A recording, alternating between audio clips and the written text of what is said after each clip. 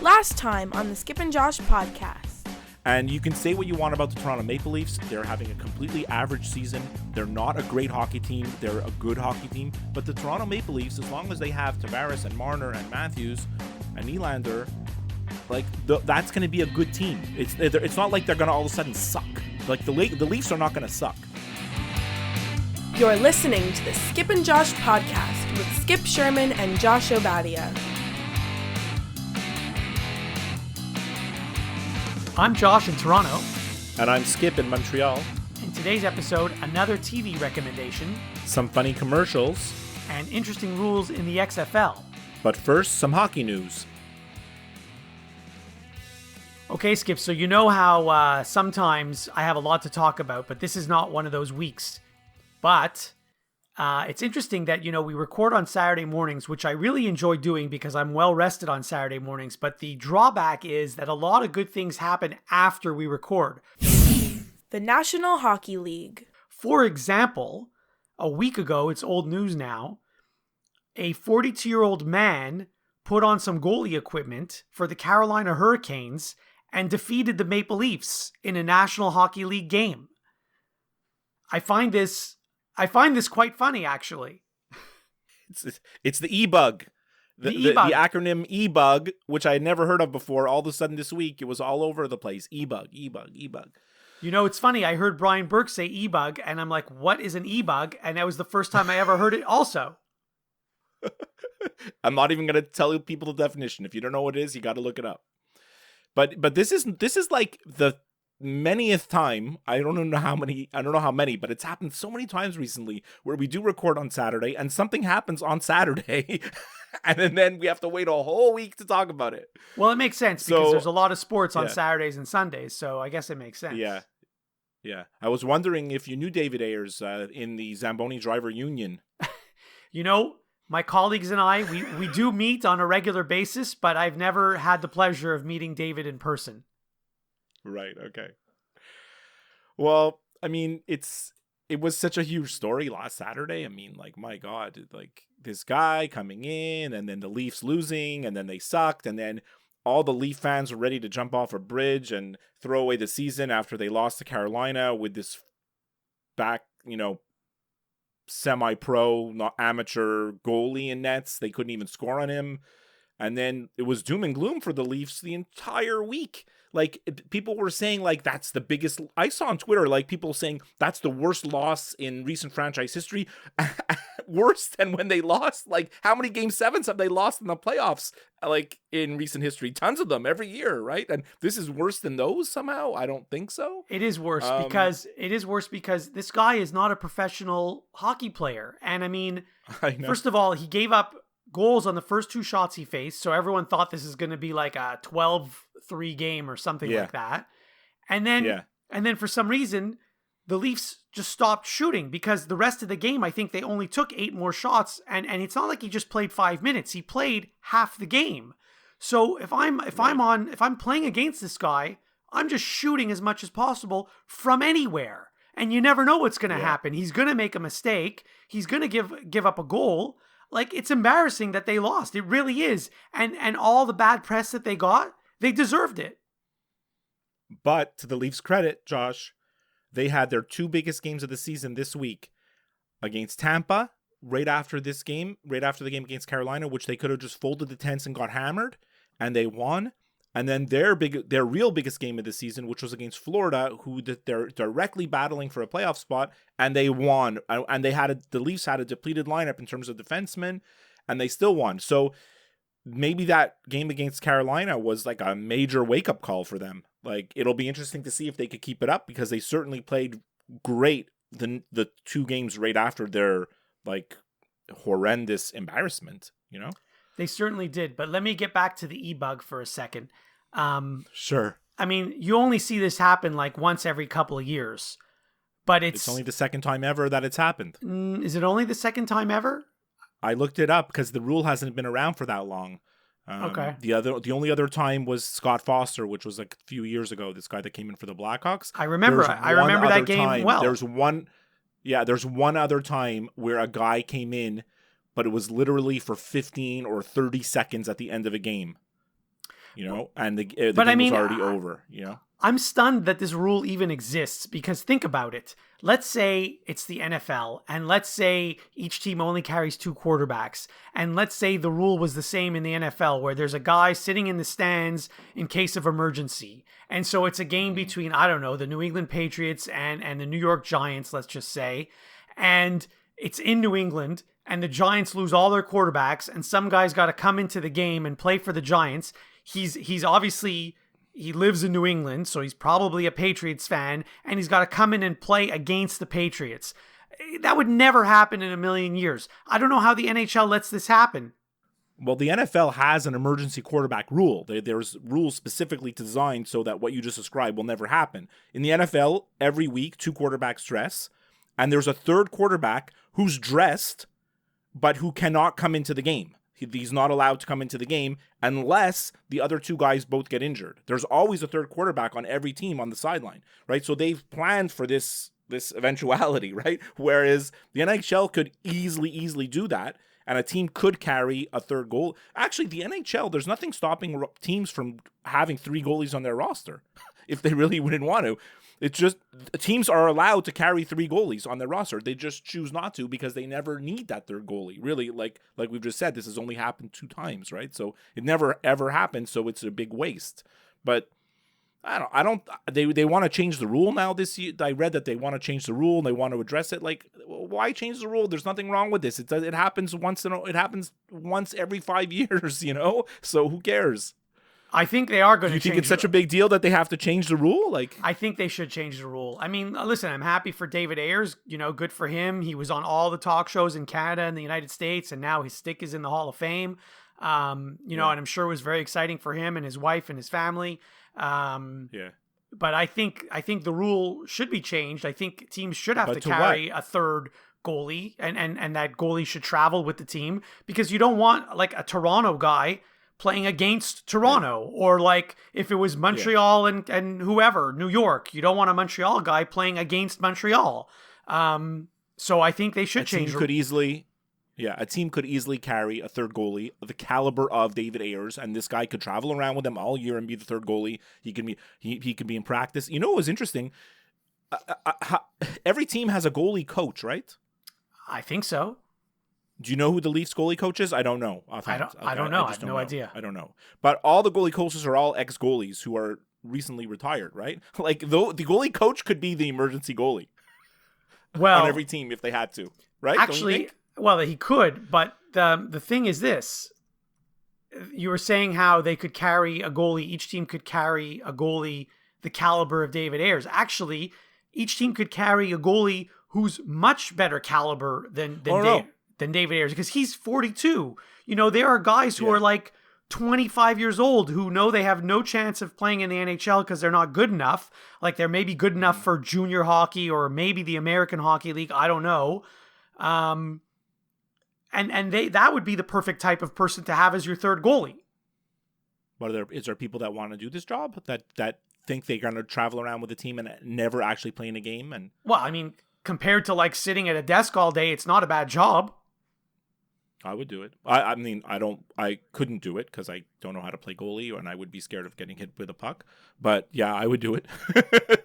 For sure.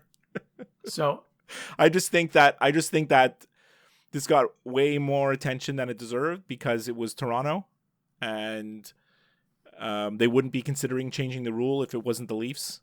And this guy wasn't a Leafs employee and everything. I just think it's been blown out of proportion. I'm happy to see it. It was a great story. I love watching it, the highlights the next morning, following it on Twitter the next day. He had his 15 minutes plus of fame, and now let's move on, One last thing I'll say. When he gave up those first 2 goals on the first 2 shots he faced, there were a lot of people, I think, on social media saying like, oh my God, I can't believe this guy is going to throw this game so the Leafs get a win. And there were teams around the league that, as it was happening, there were teams around the league that were not happy about it because they thought, Carolina's going to lose this game for sure. It didn't end up that way, but at the time it seemed a little bit, shady, let's just say. In a matter of 1 hour, things changed. It went from, oh my God, this Leafs employee is going to tank the game for the Carolina. And then 1 hour later was like, it was the opposite where the Leafs had all the embarrassment. Oh my God, the Leafs lost to their own employee. Right. Yeah. So anyway, I guess silly. we can move on to other things. Do you have any other NHL notes of interest, or? I do. I looked at the NHL standings the other day, which I don't look at very often, and not because I was wondering if the Canadiens still had a chance to make the playoffs, because I know they don't.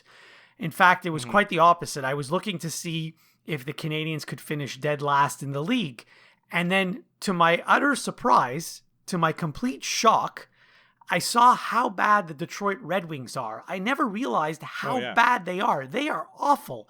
I mean, they're the worst team in the league since they're the worst team in the league in the last 20 or 25 years. The distance between Detroit and the next team is insurmountable.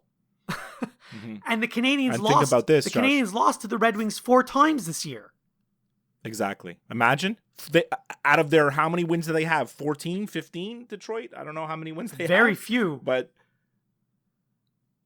they have 15 wins. 4 of those were against Montreal. Think about that. Oh my God. So anyway, the Canadiens have no chance of finishing dead last. It's like not even mathematically possible, I don't think. Right. But I didn't realize how bad the Red Wings are. I just didn't realize that. They're brutal. They're brutal. I read articles about how historically bad they are, and the last team that was even approaching this level of pitifulness was like the expansion Ottawa Senators, like those first 2 years of the Senators. Right. Yeah, which you expect from an expansion team. Yeah, there hasn't been a team this bad since then, basically, and that's going way, way, way back, right? That's going to the early 90s. So, anyway, the other thing I wanted to talk about, which we missed because again we recorded on Saturday, was the big day, the big trade deadline day on Monday. There were actually a lot of trades this year, a lot more than I expected. Yeah, but nothing really of consequence. No, nothing really of consequence. But a few things, not so much trades, but some players. Like Chris Kreider, they didn't trade him, they signed him, and then he got injured a few days later, and I think he might be out for the year now. Another guy, the Leafs signed Jake Muzzin, I think, to a 4-year deal, and then a few days later he gets injured, and he's out for a long time now. Right. And there was one other player, I think, that either got traded at the deadline or signed a big contract and then got injured the next day. I can't remember who it is. But the thing that I guess surprised me the most was, I think it was the Buffalo Sabres. They just cut Zach Bogosian. He was on Buffalo, right? If I'm not mistaken. Yeah, they sent him down. They sent him down through waivers. Right, but he refused to go. Like, so they just basically he refused to go. They just basically cut him. Like, any team could have had him for nothing, and a team picked him up, which I'm not surprised that a team picked him up. But what I am surprised is that he got a $1.3 million contract. Like, this guy is like, maybe he's an NHL caliber defenseman, but if he is, he's certainly like the 6th best defenseman on your team at best, and he's getting $1.3 million. I don't quite comprehend that. That's all. Well, I mean, is he really getting all that much money, or is he just getting the portion for the remainder of the season? No. The team that signed him, I don't even remember who it is. I have to look it up. They gave him a new contract. Tampa. Yes. Tampa, yeah. So they gave him a brand new contract, which I don't get it. Maybe he's a free agent. I don't get it either. Maybe because he was cut and released and whatever. Maybe he was technically a free agent, and if you wanted him, you had to give him a new contract. That's fine. But wouldn't you just give him the league minimum? I don't know. That's what I would have done. Well, it's not much more than, what's the league minimum? 500,000. It's probably more than that, but it's certainly less than 1.3 million. Yeah. I always thought of Zach Bogosian as a really good defenseman. I didn't realize he had become so bad that he can't even play on Buffalo. Like, to be honest. Yeah, that's like, I remember him when he was pretty good, and he's not that old. He's 29 or 30 years old, right? It's not like he certainly might have something left in the tank, no? Yeah, I mean, I don't know. Sometimes these guys that are acquired at the trade deadline, they don't even end up playing, that much for the team. They're sort of just there as insurance policies in case someone gets injured. So, who knows? Yeah. But then remember, like, how great Ron Hainsey played for the Penguins? Like, this guy was a corpse. And all of a sudden he gets onto, like, a good team and makes a long playoff run, and he's, like, their best player, He's a crucial part of their team, so you never know. By the way, the Canadiens did make 4 trades that day. Well, in the span of, like, 48 hours or so. Well, they traded spare parts for more low draft picks, There's 2 things I want to comment on, and maybe you can explain this to me. One is, Nick Cousins. I actually like Nick Cousins. He's not an old guy. Like, why would they just get rid of him for what seems like not much? I didn't understand that move. And same thing with Nate Thompson. Nate Thompson is like, he's actually the only player on the team that's actually playing in their proper role, which is fourth line center. Really, when you think about their team, it's like, you know, they have a second line center who they have a guy who's playing. They're all playing in roles that are like maybe a little bit above where they should be, right? Because they don't have enough good guys. But Nate Thompson is actually playing fourth line center where he should be, and they traded him for like a 5th round draft pick. Like, I don't quite get why, you know, but. Well, I mean, the Canadians can easily get another 4th line center. I think they have 4 of them on their team already. So I guess that's why. But is a 5th round draft choice going to make the NHL? Not the way the Canadians draft.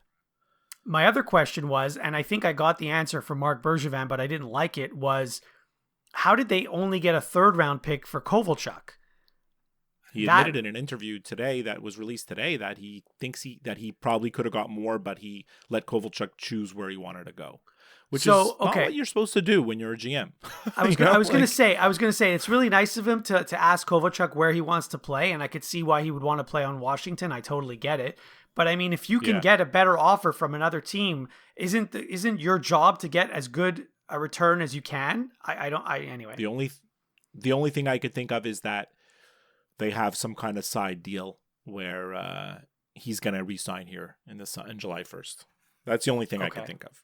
And to tell you the truth, I don't even know if I want him here on July 1st. Like, everybody thinks that Kovalchuk was really, really good for the Canadians. He was okay. You know, he was okay. Yeah, for a month. He wasn't great. He started off on fire, but really for the last like 2-3 weeks, like, he hasn't done much, you know? So I think he's okay, but whatever.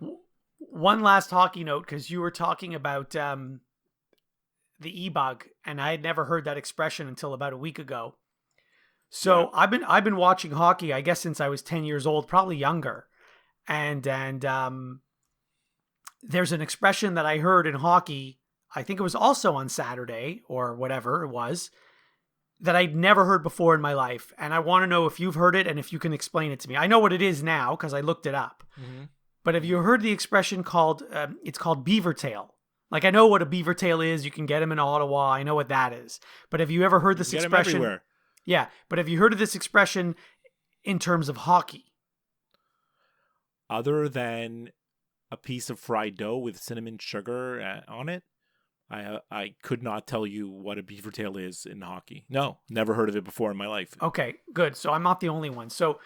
But what is it? I was watching on Hockey Night in Canada on Saturday. Ron McLean was interviewing Alexander Ovechkin because he had scored his 700th goal. By the way, it happened on the same day that the David Ayers things happened. So no one's talking about Ovechkin's 700th goal. They're all talking about David Ayers, which is quite funny. But we're not going to be sunk this year.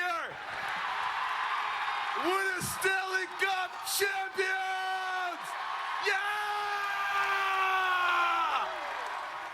So he's interviewing Ovechkin, and, you know, Ovechkin got the pass, I guess, from Backstrom, who was behind the net, and then he scored, whatever.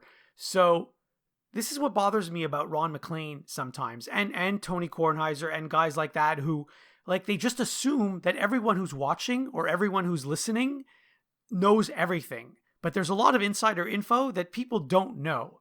So Ron McLean asked Ovechkin, he said to him, were you beaver tailing when you wanted that pass from Backstrom, or did he just see you? And I'm like, what is he even talking about? What does that even mean?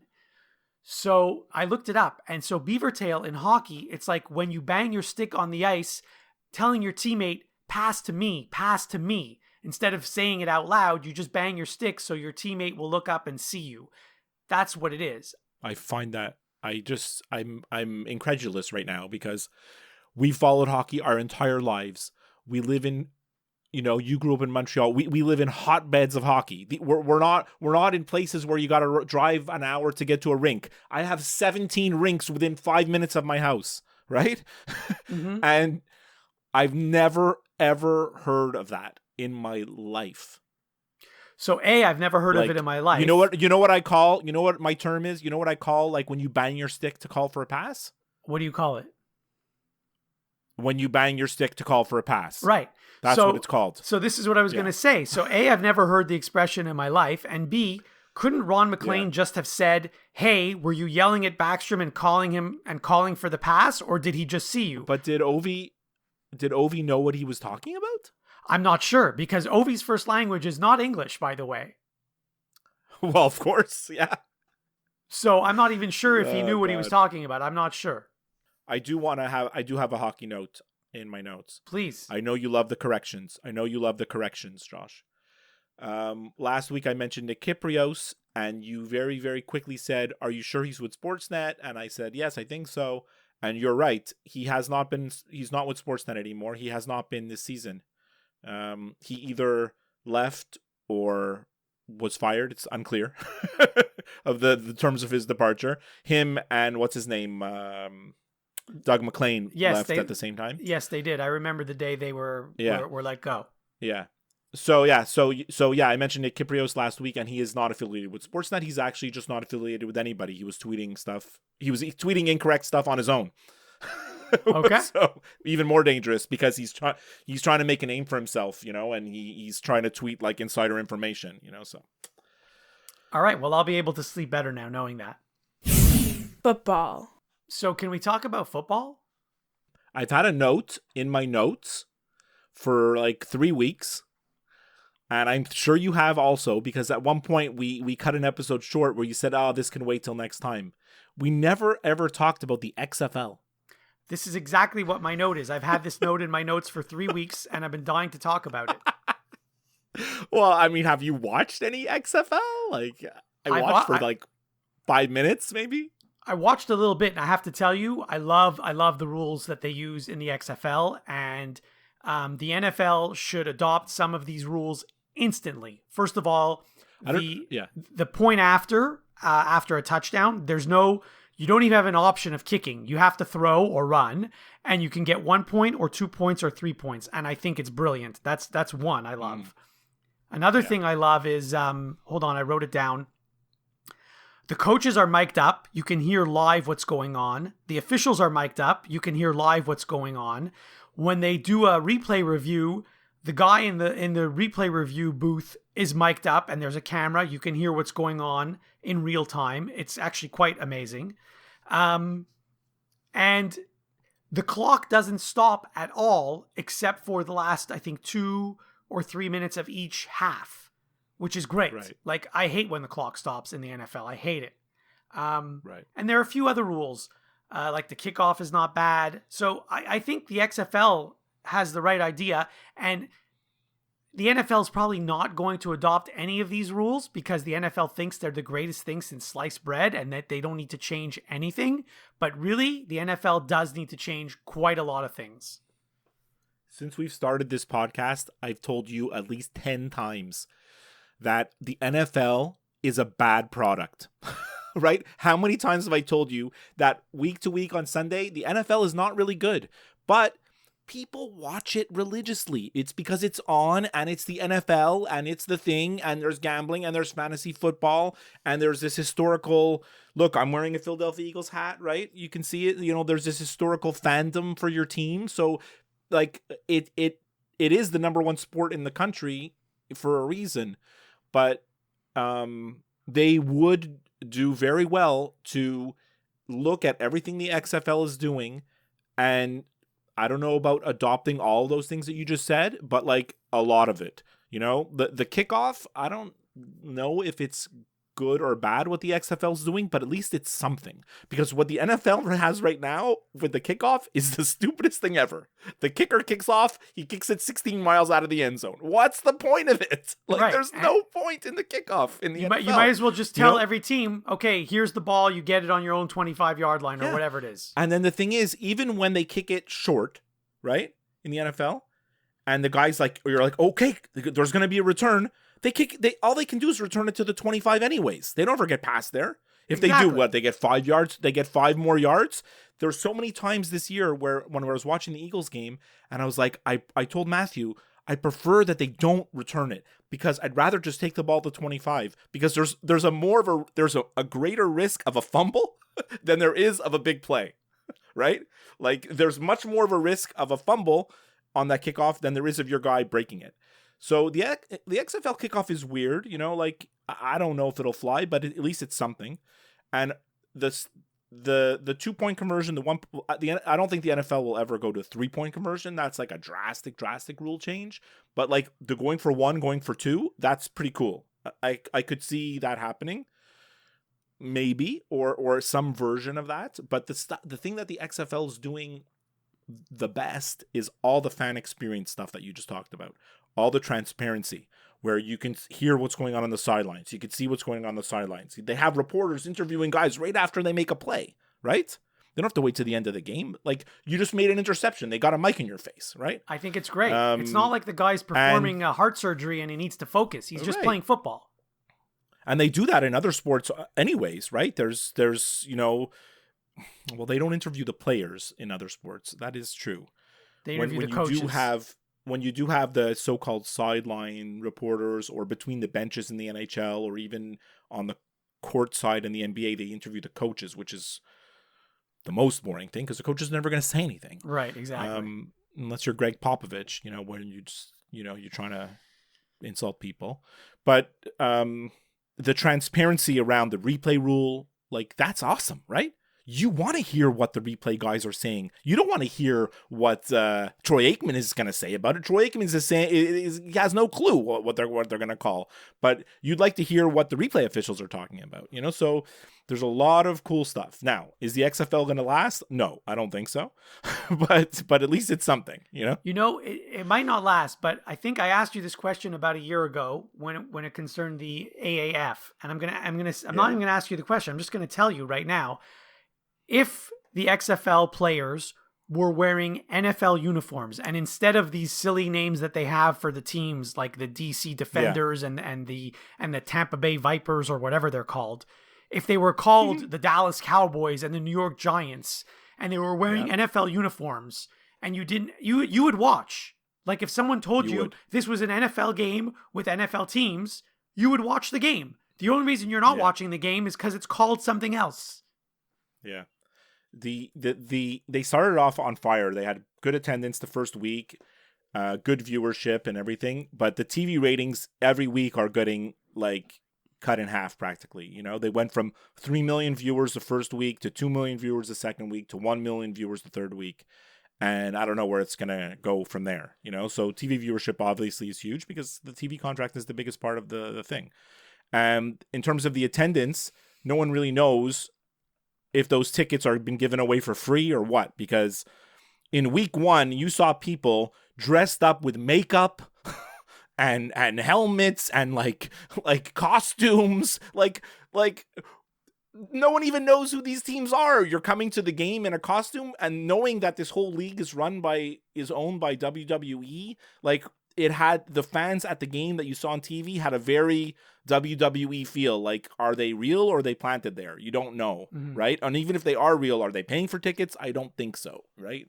So good luck to the XFL. And I think even if they don't make it, just the fact of all the stuff that we just said is going to have a positive influence on the NFL making changes, And speaking of the NFL making changes, are you following what's going on with the CBA? I am following it, yes. And actually, people seem to be making a big deal over adding a 17th game to the regular season. I don't think it's such a big deal because, first of all, the CFL, they have 18 regular season games. That's number one.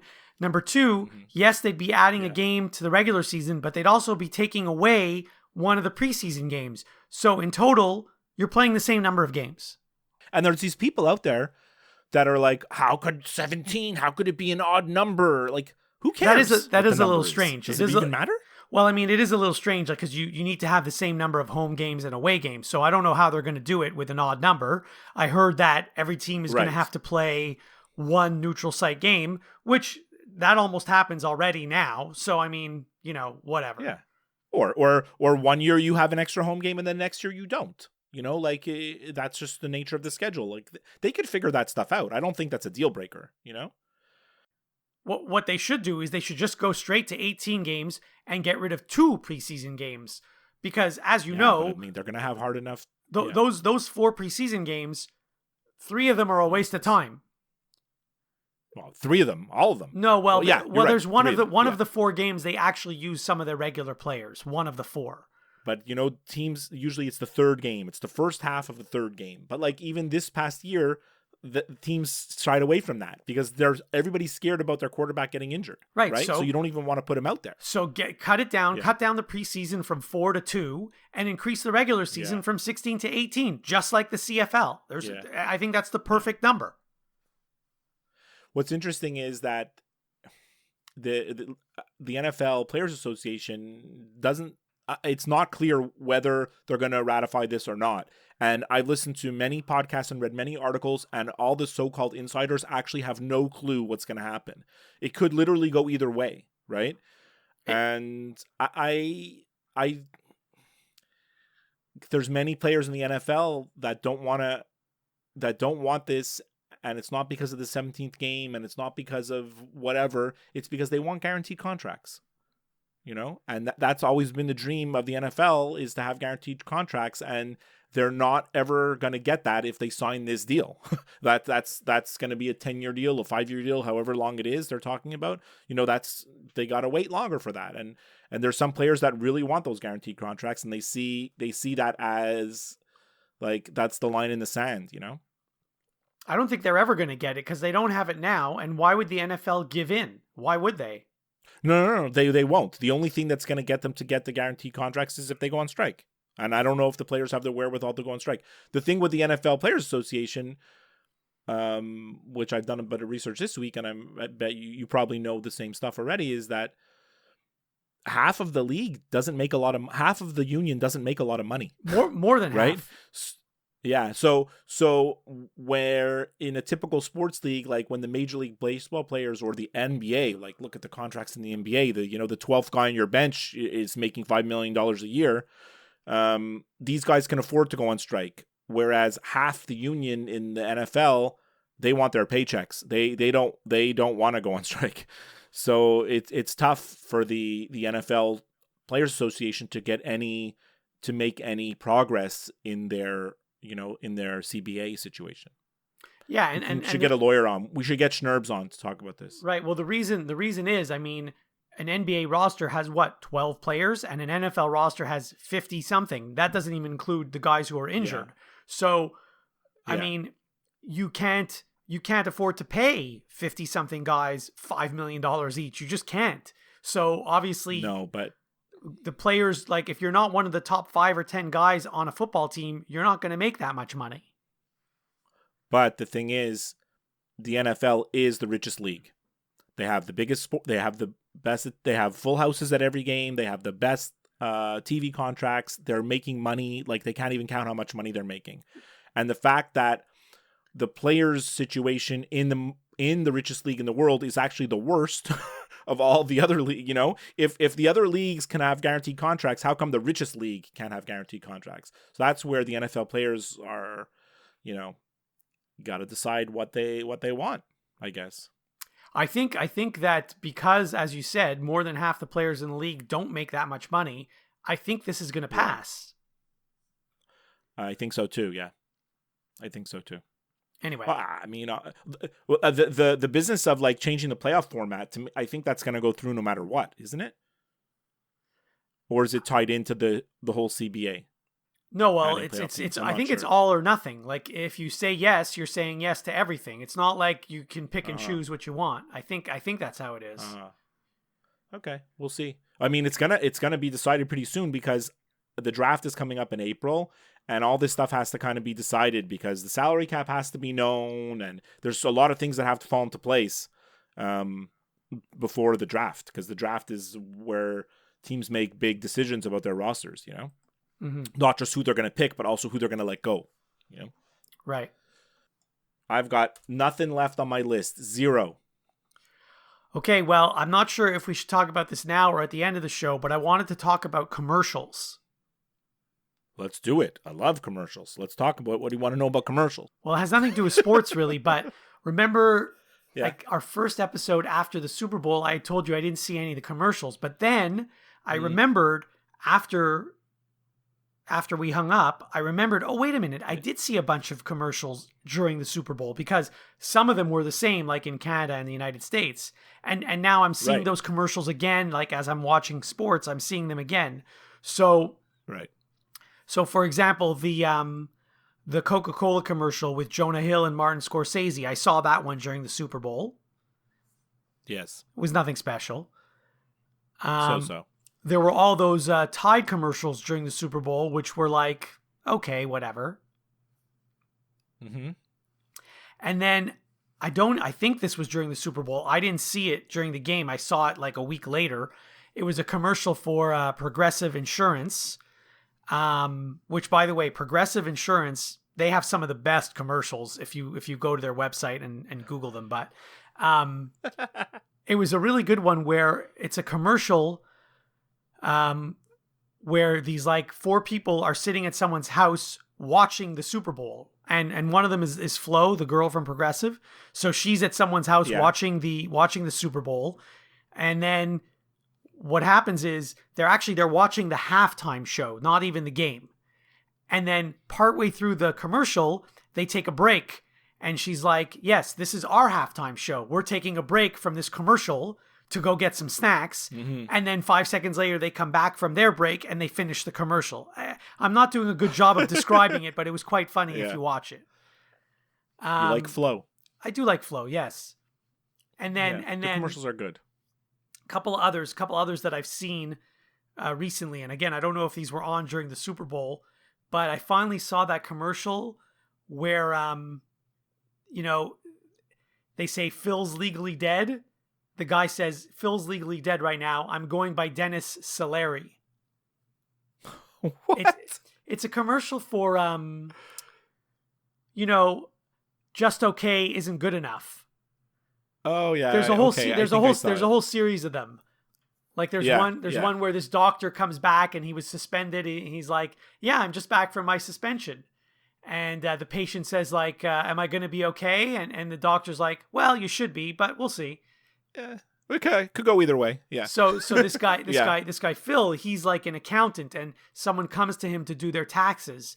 And, all of a sudden his phone doesn't stop ringing. And like, there's all these documents on his desk. And he says, don't worry, I'll take care of your taxes as soon as I'm done with these people who are suing me or something like that. And then she calls him Phil and he's like, oh, Phil's legally dead now. I'm going by Dennis Saleri. Anyway. Okay. Right. Again, I'm not doing a good job of describing the commercial, but no, it's good. It's good. So how did you catch up on these? You saw them on TV or you looked them up online? No, I saw them on TV. Mm-hmm. And there's one other one. I'm leaving the best for last. It's for Little Caesars Pizza. And they're like, this is the best thing since sliced bread, which is an expression I use that expression all the time. And then you're like, you see the headquarters of sliced bread, and they're all like scrambling. Oh my God, sliced bread is toast, and we're finished. And it's just, I think it's a quite hilarious commercial. I love it. And you never watched The Office, right? Or you did? No, I never watched The Office. The guy in that commercial is from The Office. It makes it even funnier when you know who the guy is because he's crazy. Okay. Yeah. Before we sign off, remember, you can listen and subscribe to new and archived episodes of the Skip and Josh podcast wherever you listen to podcasts, including Apple Podcasts, Stitcher, Google Play, iHeartRadio, and of course, Spotify. If you listen to the show through Apple Podcasts, please leave us a review. We would love to hear from you via email, skipandjoshshow@gmail.com, via Twitter @skipandjosh, or by liking and following our Facebook page. As always, you can get all the links to everything I just talked about on our website, skipandjosh.com. We leave you with this. Do you have anything other, now that we already recapped the Super Bowl commercials, do you have anything else you want to end the show with? Not really. Nothing? Zero? Okay, well, I mean, I can tell you for me, I didn't have anything, but like, I know I talked to you last week about Survivor. Yes, how's that going? It was great again. It was so good. It has me on the edge of my seat every episode. You don't know what's going to happen. The episodes are awesome. I actually also started watching a brand new show in the last week or two, which I haven't mentioned to you. Which? It's called Zoe's Extraordinary Playlist. Oh! I watched them all. So I don't know if I haven't missed an episode yet, but I'm not sure if I like it or not. I'm not sure. I'm not sure if I like it either. I like the music. I think the premise is cute. I don't know if I love it or not, but I am going to keep watching it. Like, I'm definitely going to keep watching it because I just want to see where it's going. It's just, it's like a feel-good type of show, you know? It's not going to change your life in any way. You know, it's not Breaking Bad. It's not making you think about stuff, but it's entertaining, right? It reminds me a little bit of a show that I never watched, and you're going to have to tell me the name of the show because I know you watched it. That show that was on a few years ago where every episode they start singing. Oh, Glee. But Glee is different. Glee was different because in Glee, they were actually singing. Like, that's what they were doing. It was like they were performing or they were rehearsing. That was like their function in the show. They're practicing for their concert or they're singing whatever, you know, like it was part of the show. This is just like random singing, right? Like really random singing. If you recall the first episode of Zoe's playlist or extraordinary playlist, like at one point, everyone on the street starts singing and dancing right around her. Yeah, of course. Yeah. So in that sense, it reminded me of Glee. Yeah. The thing with Glee is all the people on Glee were actually good singers. Like they were cast because they could sing. And I don't know if that's the case on this show because certainly the one who plays her boss, Lauren Graham, she's not really a good singer. Mm-hmm. Jane Levy herself, the girl that plays Zoe, I think she's okay. The guy who's her friend, not her boyfriend, but like, you know, he's her best friend. He is actually a good singer because he was in all the Pitch Perfect movies, which you haven't seen, but no. So he actually can sing. But I'm really happy to hear that you're watching this show. Now we can actually talk about it. I didn't know. It never occurred to me that you might actually be watching this. I mean, I saw the commercial for it, of course, during a sporting event that I was watching, and I'm like, oh, okay, I'll check it out. I'll see if I like it, and I watched it, and again, I'm not sure if I like it. If they cancel the show tomorrow, I'm not going to lose any sleep over it, but I'll keep watching it. Yeah. I mean, it is a network TV show, so the chance of it being canceled is pretty high. Yeah, like, none of the shows really on network TV really get that popular these days. All right, Josh, good episode. Yes. What are you going to watch? Are you going to watch Duke, Virginia? Is it on TV today? It's not because as you know, in the month of February in Canada, the only thing you can watch is curling. Oh, yeah. Now that the Scotties is finished, we're on to the Brier. Correct. Yeah, I'll check that out. Yeah. All right. Talk to you next time.